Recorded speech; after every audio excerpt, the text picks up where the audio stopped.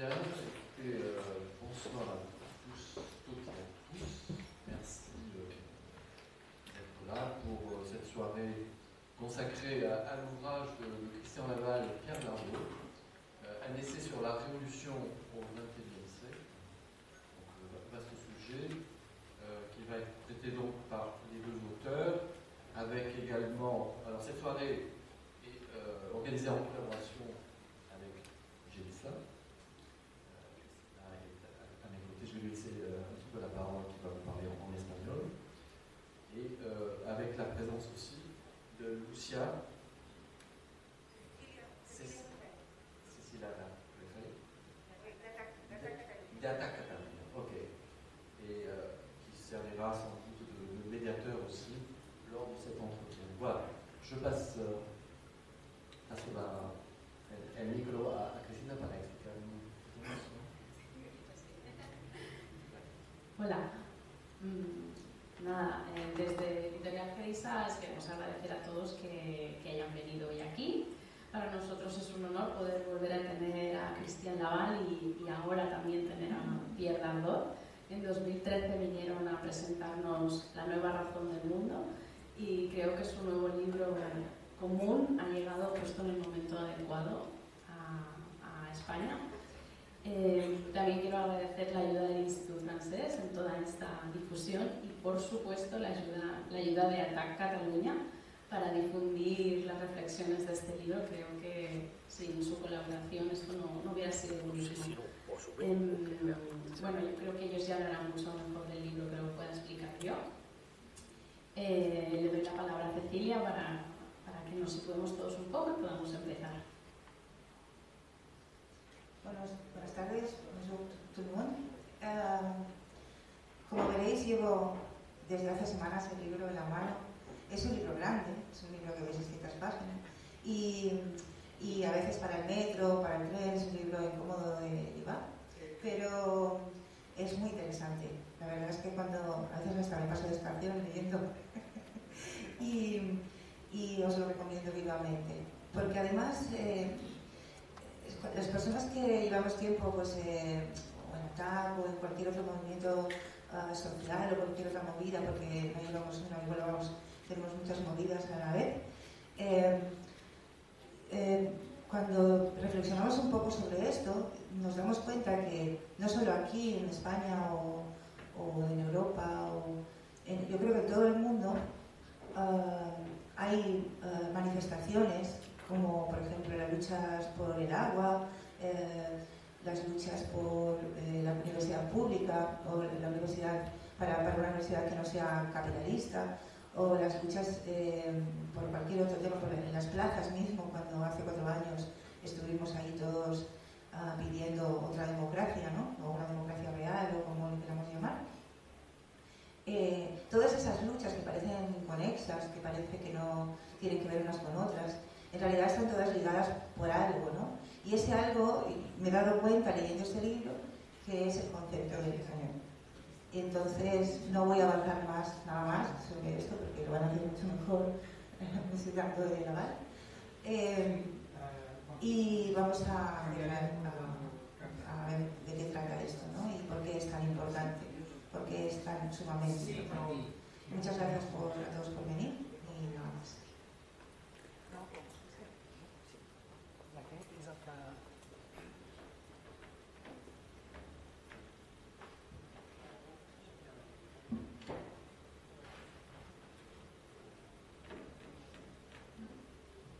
Bonsoir mesdames et messieurs, je suis Christian Laval et aussi Pierre Dardeau, pour ne pas nous confondre, il faut se présenter. J'étais venu, en effet il y a 2 ans, mais j'étais venu sans Pierre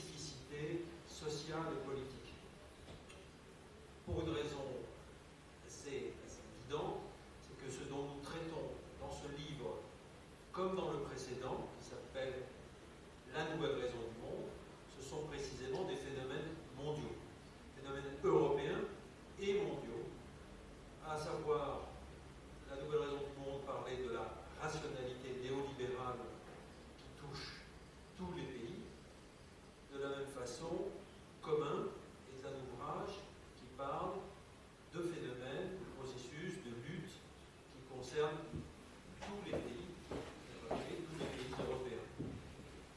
Je vais y revenir. Alors on va se partager un peu la présentation. On essaiera d'être relativement rapide. Comme Madame a dit, nous sommes assez bavards, nous faisons des gros livres de 600 pages et lourds à porter dans le métro. Mais bon, peut-être y aura-t-il un jour une version de poche pour le lire dans les transports en commun, comme c'est arrivé en France. Nous avons donc des gros livres, et donc il n'est pas évidemment facile de résumer simplement ce que nous avons voulu dire. Mais nous allons vous donner quand même quelques grandes lignes. Je commencerai par les intentions du livre. Dans la nouvelle Raison du monde, que nous avons fait paraître en 2009, en France, il était question donc de la manière dont le néolibéralisme s'imposait, non seulement dans l'économie, mais également dans la société, transformer les politiques, transformer l'État, et aller jusqu'à modifier les rapports entre les gens et les subjectivités. Donc, au fond, ce qui nous avait intéressé à cette époque-là, à ce moment-là, c'était de montrer la profondeur de l'imprégnation, en quelque sorte, de ce néolibéralisme, la façon dont il se diffusait dans la société, et souvent à notre insu. La vision que nous donnions était incontestablement très sombre. La couverture du livre français était d'ailleurs noire. Et on nous a évidemment dit que nous, à l'époque, que nous noircissions le tableau. Nous étions extrêmement pessimistes. Aujourd'hui, on ne nous fait plus ce reproche-là. On nous reproche plutôt d'avoir été peut-être même trop timide, dans la mesure où depuis la crise de 2008, le néolibéralisme s'est considérablement radicalisé, s'est renforcé. Loin d'être freiné par les effets négatifs de la crise financière, ce néolibéralisme est devenu de plus en plus dur, de plus en plus disciplinaire. À la fin de cet ouvrage, nous mentionnions ce néolibéralisme avait également produit des contre-effets, des contre-conduites, des résistances qui dessinaient ce que nous avions appelé à l'époque déjà la raison du commun. Et c'est autour de cette formule, en quelque sorte, que nous avons travaillé depuis 2009 pour essayer de comprendre comment, à travers des luttes, des pratiques, des expérimentations dans le monde entier, Amérique latine, Italie, États-Unis, Canada, France et d'autres pays, dont l'Espagne que j'ai déjà mentionné, apparaissait, surgissait, émergeait une rationalité alternative. Au fond, ce qui nous importait, nous qui étions engagés dans les mouvements de résistance, dans les mouvements altermondialistes, ce qui nous intéressait, c'était de dépasser le moment de résistance. De plus se contenter de dire que nous sommes oppositions, des oppositionnels, essayer de comprendre que, à travers toutes les luttes et les pratiques, se dessinait finalement un nouveau paradigme politique que nous pouvions décrire positivement. En effet, on fait souvent le reproche à ceux qui s'opposent au capitalisme néolibéral de n'avoir rien à proposer, sinon un retour en arrière. Défense de l'État social, keynésianisme,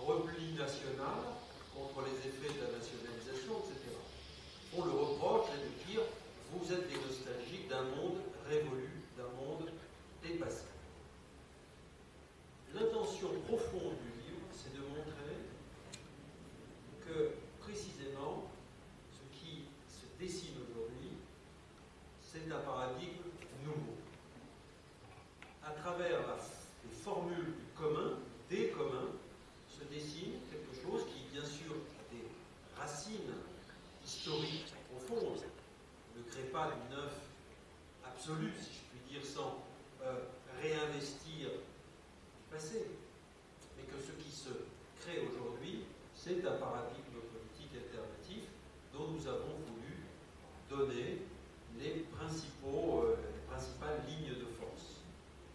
Alors, va être trop long parce qu'il y aurait évidemment beaucoup de choses à dire sur l'émergence du commun. Dans la première partie du livre, pour vous donner un peu sa structure et pour vous donner envie de le lire, dans la première partie du livre, il est question de la façon dont, depuis 30 ou 40 ans, a émergé cette nouvelle logique du commun ou des communs. Et pour dire les choses simplement, cette logique du commun, cette rationalité du commun, émerge comme une force d'opposition et de résistance très explicite à la grande appropriation qui serait, à entendre les mouvements écologistes et les mouvements altermondialistes, et d'autres forces, finalement la caractéristique principale du néolibéralisme. Extension de la logique de propriété privée, absolue, exclusive, sur le vivant, sur les connaissances, sur les terres, sur de multiples domaines, au fond, qui, jusqu'alors, ne connaissaient pas cette intrusion, cette pénétration de la logique propriétaire. Et ceci dans les pays développés du centre, en particulier dans le domaine de l'information, de la connaissance, etc., mais aussi dans les pays du sud, par l'accaparement de ressources traditionnelles, des semences, des savoir-faire locaux, etc.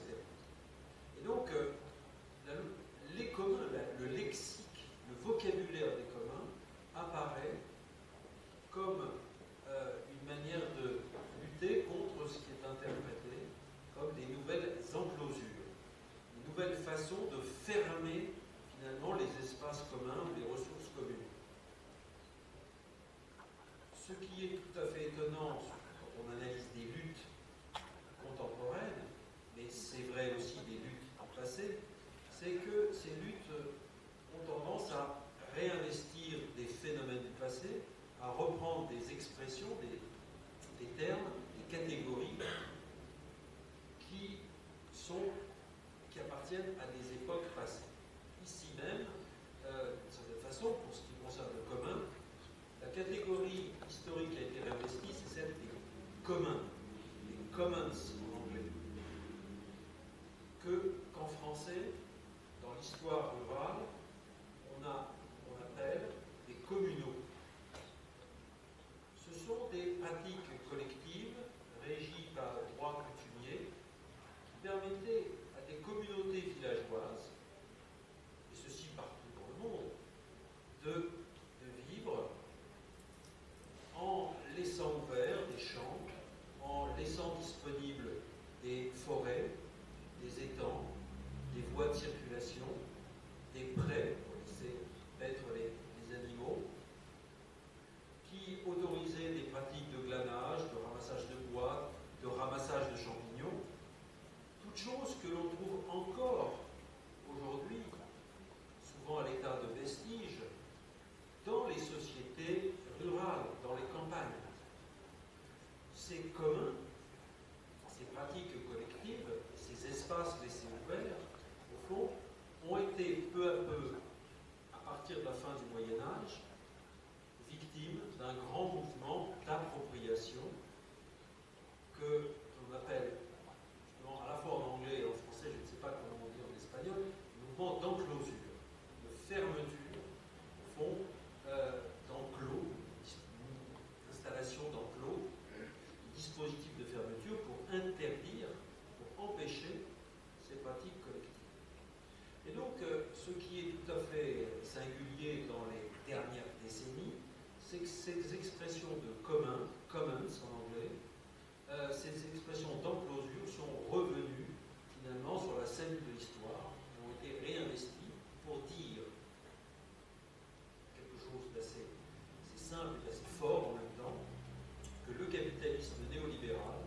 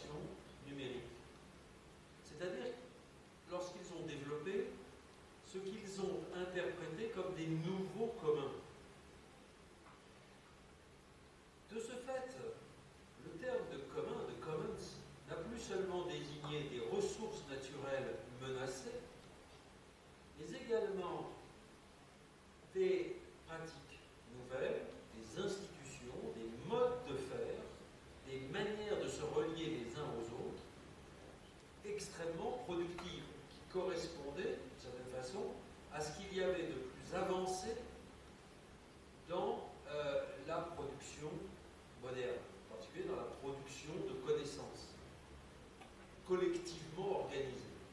Quelques exemples, l'encyclopédie Wikipédia, vous connaissez bien, mais aussi les pratiques de développement de logiciels libres, et puis tous ces sites, ces blogs et toutes ces ressources laissées ouvertes, finalement, qui nous permettent évidemment très rapidement de rentrer en communication, de participer éventuellement à la création de tel ou tel domaine de la connaissance ou de l'information.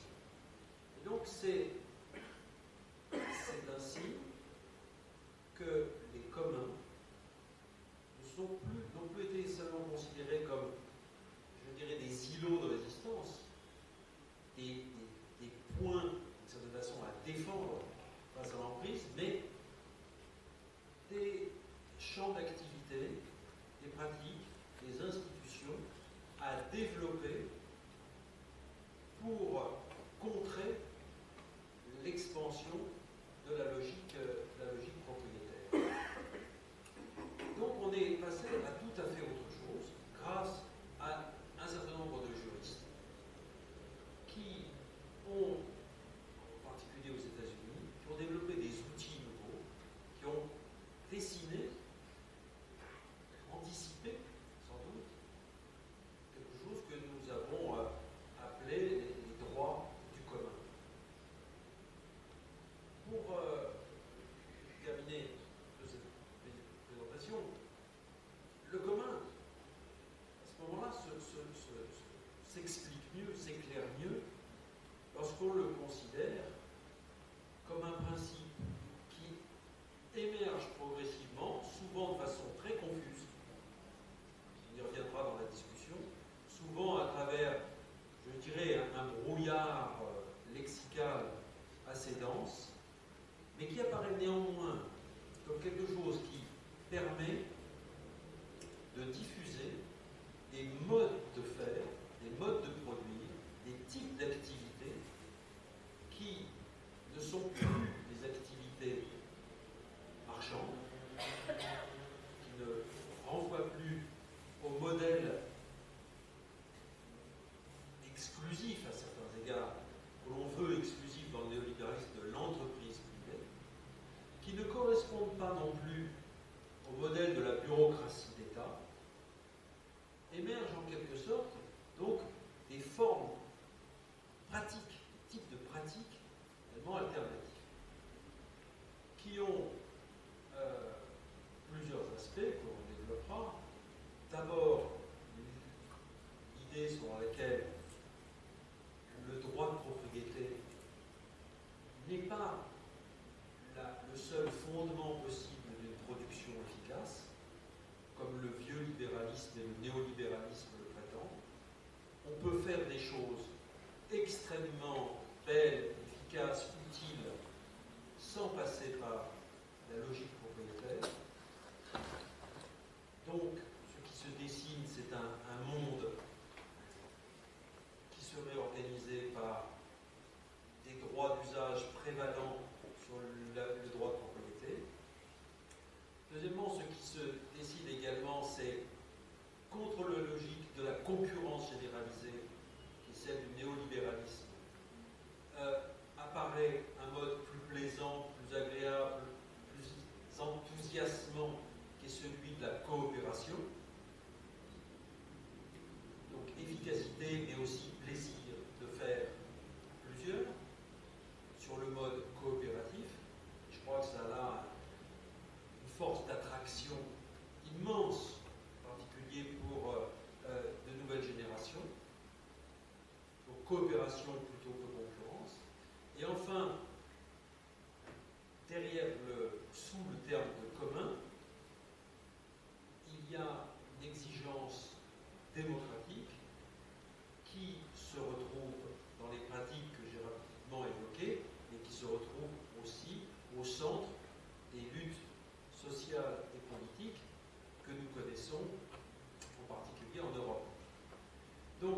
d'usage, coopération, démocratie effective, qui fait que la participation à une activité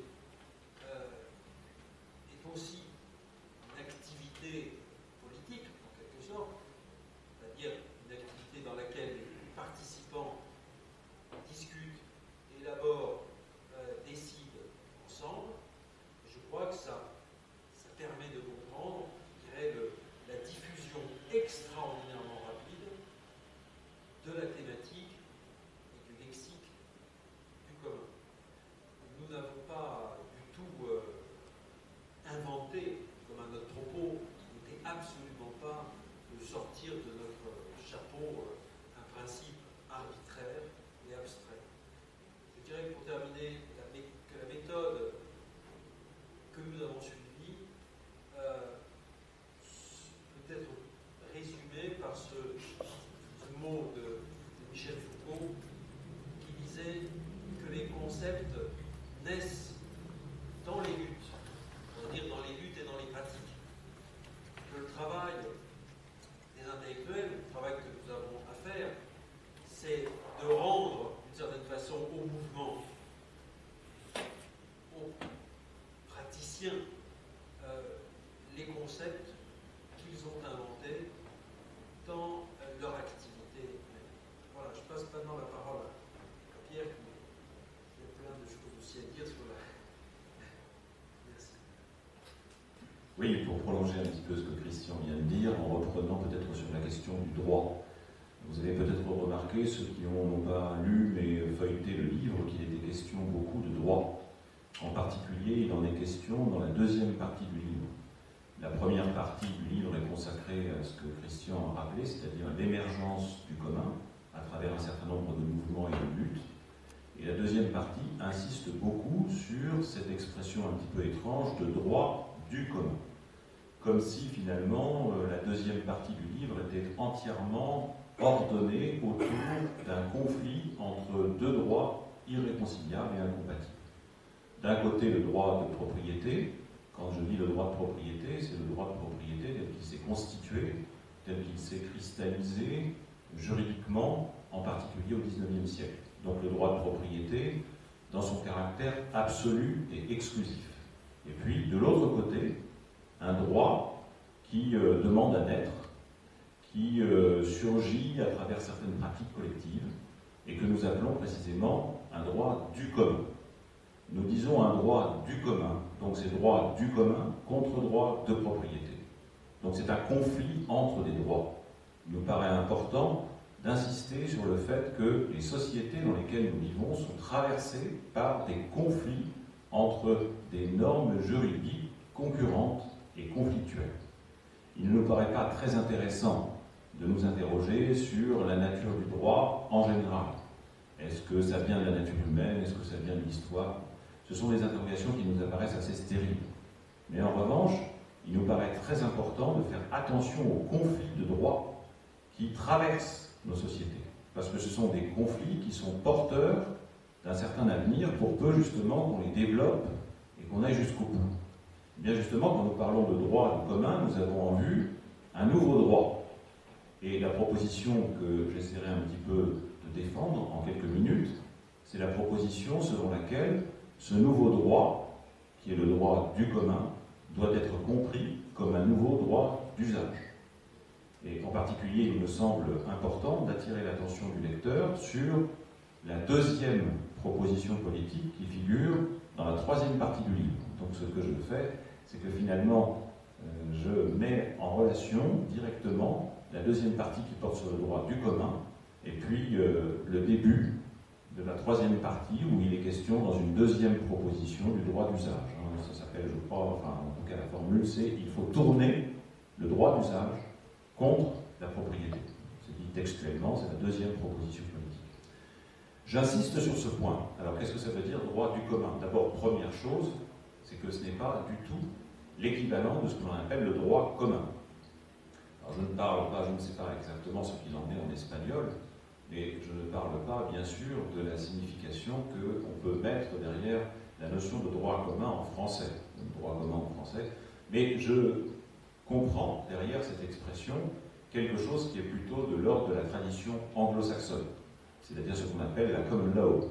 Donc, en l'occurrence, le droit coutumier, pourrait-on dire, mais encore que, le droit coutumier n'est absolument pas identifiable à ce que les anglo-saxons appellent la common law. Parce que derrière l'appellation de common law, il y a un travail de sélection, d'expertise qui est dû à des juges, à des avocats, à des experts, et qui n'est absolument pas la simple mise en forme innocente des coutumes. Ça, c'est le mythe. Ça, c'est la présentation illusoire et avantageuse que les défenseurs de la common law veulent donner de leur tradition. En réalité, les choses sont très différentes. Donc il y a la common law qui est soi-disant un travail d'auto-perfectionnement indéfini qui consiste à purifier le droit à partir du jugement ou des jugements qui ont été rendus dans le passé par des experts, ce qu'on appelle le précédent judiciaire, ce qu'on appelle en français par exemple la doctrine du précédent judiciaire, qui est très importante dans les pays anglo-saxons. Mais il y a ce que Christian a rappelé, le droit coutumier. Le droit coutumier, c'était tout à fait autre chose. Le droit coutumier n'était pas du tout uniforme. Le droit coutumier n'était pas du tout homogène. Le droit coutumier a toujours été le théâtre d'un conflit larvé, que certains historiens, dont notamment Edward Thompson, ont eu raison de considérer comme un conflit de classe, dans la mesure où, du XVe au début du XIXe siècle, en particulier en Angleterre, vous avez eu un conflit dont le droit coutumier a été l'arène, un conflit absolument fondamental, qui était justement le conflit autour des normes. Est-ce que les paysans, les habitants des forêts peuvent continuer à utiliser, par exemple, les bois morts qui sont tombés des arbres pour satisfaire leurs besoins vitaux, ou est-ce que la logique du propriétaire qui tâchait d'enclore son champ devait prévaloir contre ses droits d'usage collectif? Voilà, ça c'est une donnée en quelque sorte de l'histoire. Ce que je voudrais dire, c'est que il ne s'agit pas pour nous de ressusciter le vieux droit coutumier. On peut faire une analogie. Les gens dont Christian parlait, les promoteurs des logiciels libres sur Internet, ont souvent fait l'analogie entre les communs informationnels ou les communs de connaissances qui se sont développés depuis quelque chose comme 25 ans, et puis d'autre part, la lutte des paysans ou des habitants des forêts au Moyen-Âge ou au XIVe, XVe siècle, XVIe siècle, pour préserver leurs coutumes. C'est une analogie, mais elle est très limitée. Pourquoi? Parce que nous ne pouvons pas nous adosser aujourd'hui sur des usages qui seraient de véritables coutumes ancestrales. Il n'y a rien de tel. Il y a des pratiques collectives, dont certaines sur Internet datent de 20-25 ans. Ça n'est pas la même chose que les 4, 5, 6 siècles de coutumes que l'on pouvait connaître dans l'Europe médiévale, que ce soit la France, l'Espagne ou d'autres pays, pendant une certaine période. Donc l'analogie est très limitée. Et puis de toute façon, ce n'est pas à nous d'inventer des coutumes. Les coutumes ne s'inventent pas, les coutumes ne se décrètent pas, et on ne décide pas une coutume. La coutume, c'est un travail qui relève très largement de l'inconscient collectif et que l'on ne peut pas maîtriser. En revanche, ce qui est en jeu aujourd'hui, c'est l'invention ou la coproduction d'un certain nombre de règles qui dessinent les contours ou le visage d'un nouveau droit. Et c'est précisément ce droit dont je voudrais ici dire qu'il consiste d'abord et avant tout dans un droit d'usage, que c'est un droit d'usage. Alors il faut s'entendre sur la notion d'usage. C'est une notion qu'aujourd'hui on mobilise, mais alors très fréquemment, qu'on retrouve à tout bout de champ. Certains des néolibéraux eux-mêmes parlent de l'usage. Et disent qu'il y a une crise du droit de propriété, en tout cas certains de ceux qui sont parmi les plus honnêtes reconnaissent qu'il y a une crise du droit de propriété, et disent que maintenant, ce qui se développe, c'est un nouveau capitalisme, qui est le capitalisme de l'usage, ou de l'accès, ou du leasing, etc. Et d'autres formules de ce genre, on pourra y revenir. Mais je crois qu'il est important, justement, de démystifier un peu ce discours, et de revenir un petit peu sur ce que nous appelons l'usage. Je prends un exemple. Il il y a en ce moment, depuis déjà quelques semaines, un mouvement très fort en Irlande autour de la question de l'eau. Vous avez peut-être entendu parler de cela. Vous avez des milliers de citoyens qui décident de brûler publiquement leurs factures et qui s'unissent localement pour refuser de payer leurs factures d'eau. Pourquoi? Parce que tout simplement, ça a fait l'objet d'une sorte de chantage ou de tractation. On retrouve toujours la Troïka, vous savez, ces fameuses institutions qui ont sévi en Grèce et dans d'autres pays. Et la Troïka a demandé au gouvernement irlandais d'introduire une facturation de l'eau, alors que les Irlandais n'étaient absolument pas du tout habitués. Alors là, pour le coup, il n'y avait pas de coutume du tout. Ils n'étaient pas du tout habitués à payer. Et là, on leur dit, il faut que vous introduisez une facturation de l'eau, donc que l'eau devienne payante. On va installer les compteurs d'eau. Les citoyens qui désobéissent en Irlande sont des gens qui, en même temps qu'ils brûlent leurs factures, sont amenés à démonter les compteurs et à les collecter. Pourquoi? Parce que la plupart d'entre eux ont une conscience assez aiguë de ce qui se joue. Ce qui se joue derrière ça, c'est le statut précisément de l'eau comme commun. Ce qui est en question, en fait, c'est une privatisation rampante de l'eau, une privatisation qui ne dit pas son nom. La logique du chantage a consisté à dire au gouvernement irlandais, vous recevrez des subventions, toujours le fameux chantage aux subventions, vous recevrez des subventions de l'Union européenne en particulier, des institutions internationales, mais à la condition que vous introduisiez courageusement la facturation de l'eau. Le mouvement des citoyens irlandais est un mouvement qui est relativement exemplaire, parce qu'il profite du fait que concernant cette facturation de l'eau, ça n'est pas prélevé directement sur leur salaire, on leur envoie une facture et on leur demande de payer. Ils répondent collectivement en disant non, nous refusons de payer. Donc il y a une conscience très aiguë de ce qui est en jeu. Qu'est-ce que c'est que l'eau? Est-ce que l'eau doit être considérée comme quelque chose qui, justement, mérite d'être institué comme commun? Ça a fait l'objet de luttes dans d'autres pays. Il a été question de la bataille de l'eau à Cochabamba en 2003. Il a été question plus récemment de la bataille pour la remunicipalisation de l'eau en Italie, avec en particulier des mouvements très importants.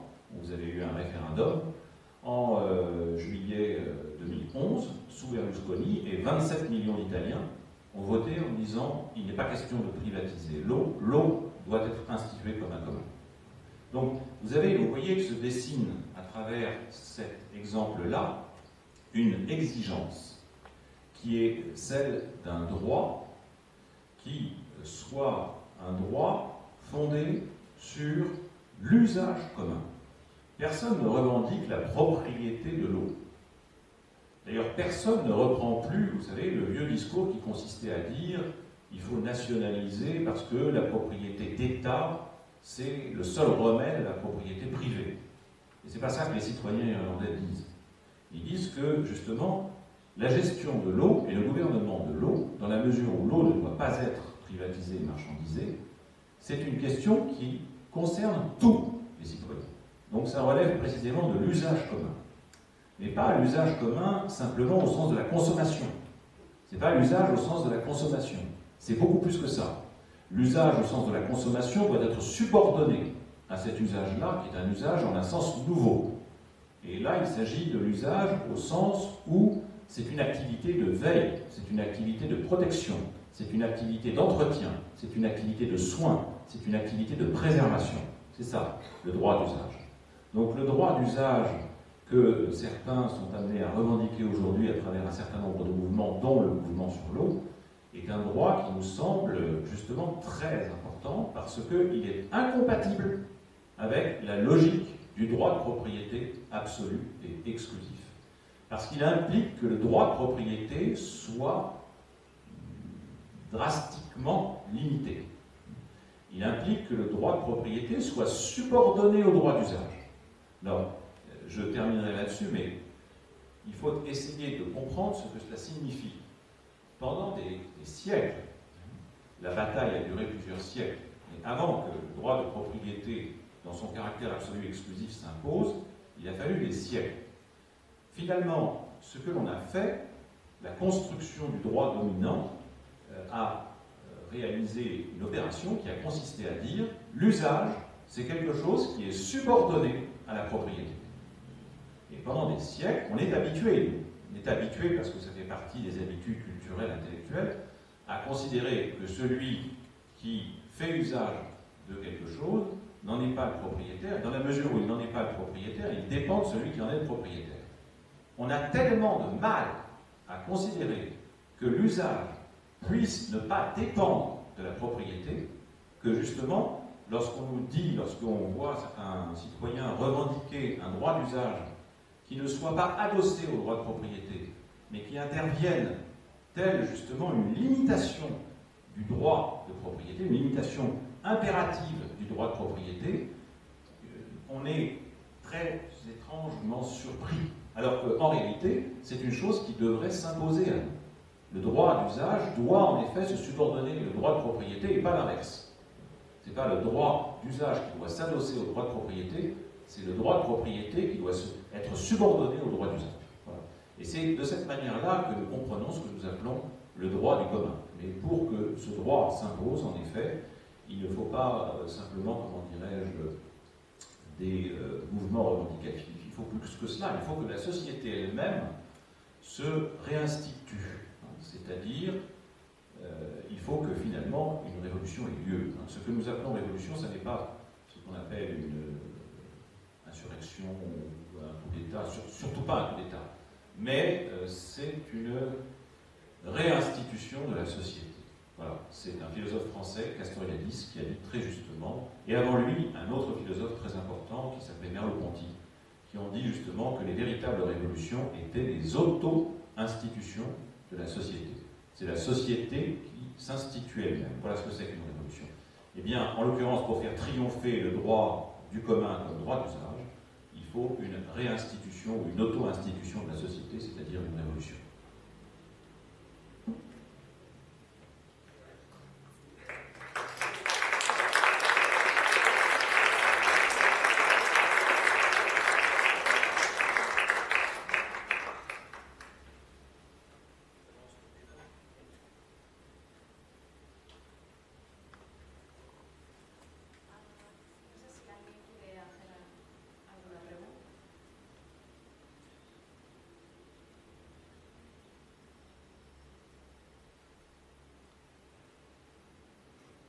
Sí, realment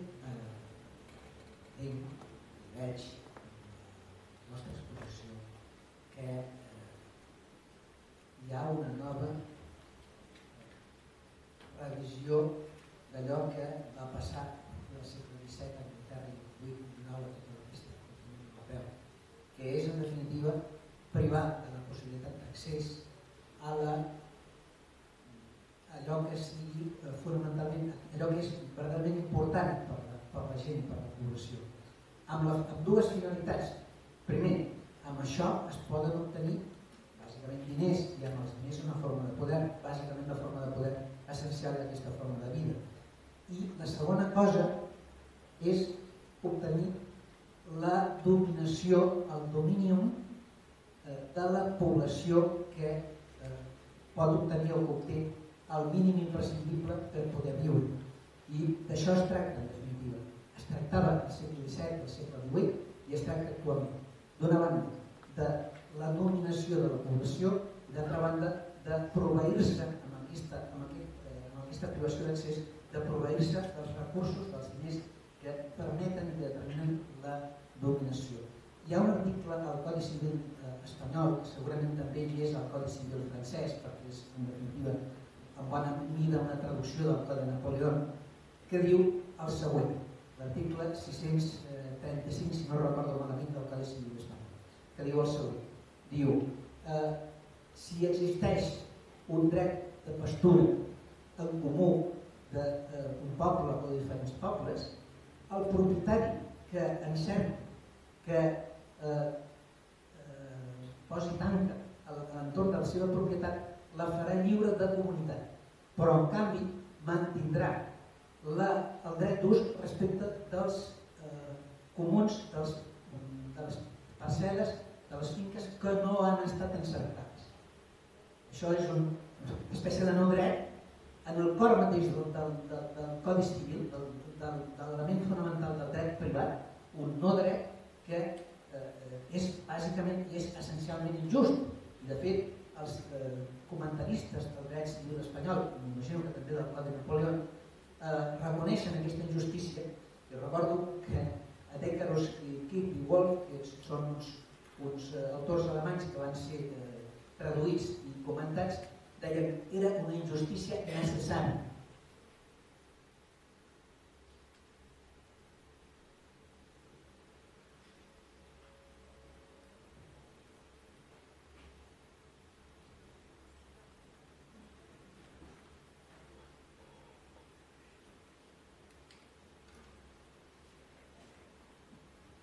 Oui, je vous remercie pour votre intervention, parce qu'en effet, il y a des ressemblances assez fortes entre le droit civil français et le droit civil espagnol. Et en effet, il y a dans le code civil français, directement hérité de Napoléon, une définition du droit de propriété comme droit d'user et d'abuser, comme droit absolu d'user et d'abuser. Donc il y a une définition du droit de propriété qui est très très forte. Quand je parlais tout à l'heure du droit de propriété dans son caractère absolu et exclusif, je pensais en particulier à cet article-là, je ne me souviens plus exactement du numéro de l'article, du Code civil français.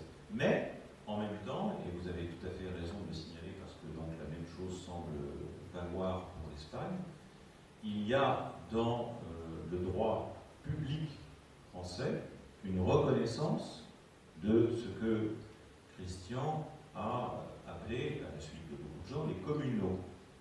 Alors, les communaux, donc, c'était des terres qui pouvaient appartenir à des communautés villageoises. Ça pouvait être également des terres qui appartenaient à des seigneurs et qui, en même temps, donnaient lieu à un usage collectif réglé à certaines périodes de l'année. C'était quelque chose d'assez équivoque dans le droit français. Aujourd'hui, le droit public reconnaît la personnalité juridique des communaux. On appelle ça dans le droit français des sections de communes. Toute la difficulté, c'est que ces sections de communes sont confiées exclusivement à la garde de l'autorité municipale, c'est-à-dire du maire. Donc il n'y a pas du tout d'usage commun. Parce que l'usage commun impliquerait une sorte d'auto-gouvernement collectif. Bon, de cela, évidemment, il n'est pas question. Mais je pense que, pour rejoindre tout à fait votre intervention, un des axes concrets, en France par exemple, et dans d'autres pays, devrait consister à exiger que la personnalité du droit public qui est reconnue aux communaux se traduise dans le mode de gouvernement. Ce qui est une manière de poser la question de l'usage. Puisque, précisément, les communaux relèvent d'un usage commun, il est logique que la forme de gouvernement qui doit être mise en œuvre pour ces communaux soit une forme démocratique, c'est-à-dire une forme de démocratie participative, dans laquelle tous ceux qui font usage soient impliqués. Donc ça me paraît effectivement très important. Il y a une injustice, en effet, dans cette espèce de reconnaissance qui n'en est pas tout à fait vue, une reconnaissance extrêmement limitée de ces anciens usages qui finalement ont reculé devant le droit de propriété. Et aujourd'hui, on redécouvre l'intérêt de ces usages très anciens. Mais encore une fois, je pense que ça doit être réinvesti sur un terrain qui est aujourd'hui celui de la constitution d'un nouveau droit, et pas simplement celui de la résurgence ou de la renaissance de l'ancien droit coutumier.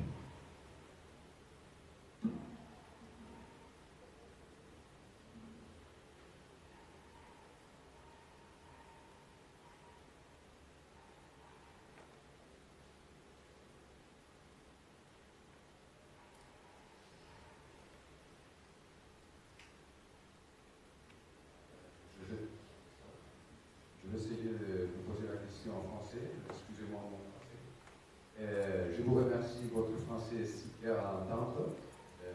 Ça m'encourage à essayer de lire votre livre en français. Et d'abord, je vous demande si votre français dans le livre est si clair que le français que vous parlez. Ou vous utilisez par contre un vocabulaire plus difficile, c'est-à-dire s'il s'agit d'un texte trop technique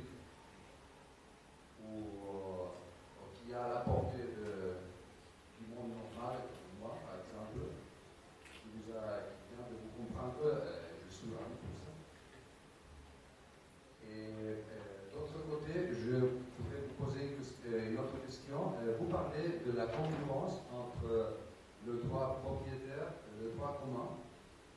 Je peux vous demander si vous croyez quelle est la direction à suivre dans l'avenir, quel serait l'avenir désirable, une disparition totale de la propriété, ou par contre vous voyez qu'il doit rester quelque sorte de propriété